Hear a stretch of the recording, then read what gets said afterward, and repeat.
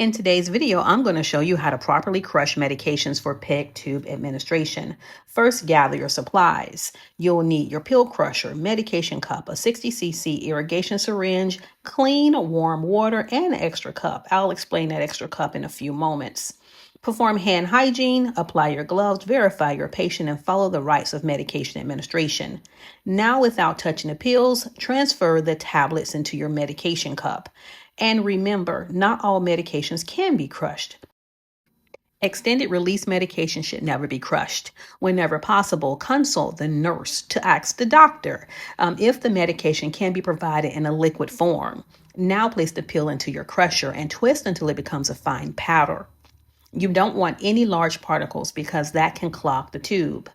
Before using your pill crusher, always check for any leftover residue and clean it according to your facility policy.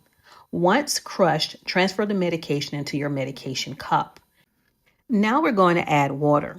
Most facilities use about 30 ml of warm water. You don't want to use cold water.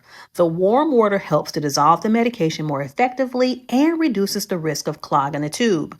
Mix thoroughly and make sure there are no visible particles. Add a little more water if needed. Now I like to keep an extra cup, one for my clean water and one as a waste cup. This helps keep my workplace clean and prevents contamination.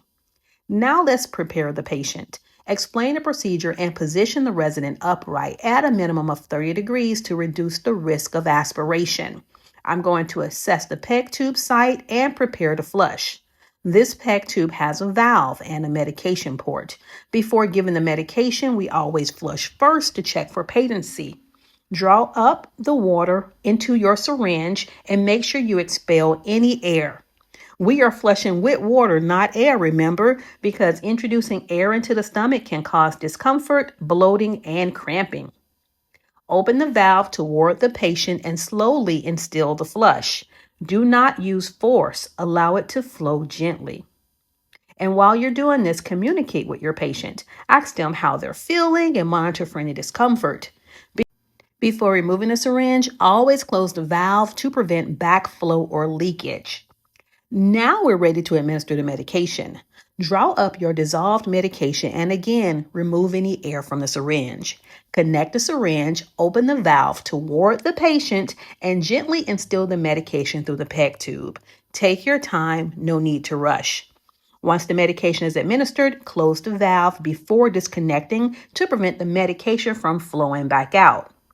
Now for the final step. Yes, we have to flush again. We flushed before to check patency. We gave the medication, and now we flush again to ensure the medication reaches the stomach and doesn't remain in the tube. Draw up your water following your facility's policy and slowly instill the flush.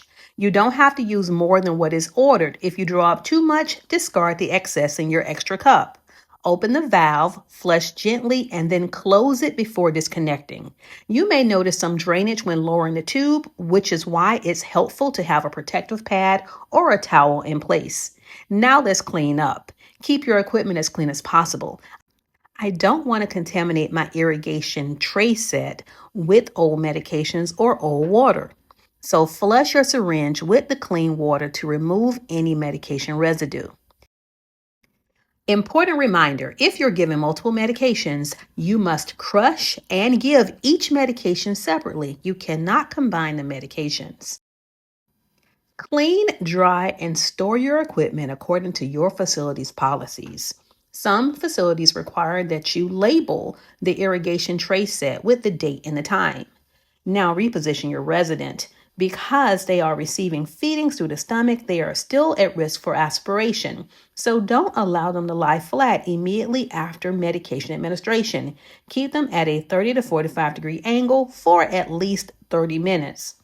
Once everything is complete, remove your gloves and perform hand hygiene. And don't forget to document on the medication administration record. And because this was Tylenol, don't forget to document the effects. Did the pain level decrease? That is also part of your responsibility. And just like that, you did it. For MedTech classes and more, visit fltraining.com. This is Nurse Eunice, and I look forward to seeing you in the next video. Bye.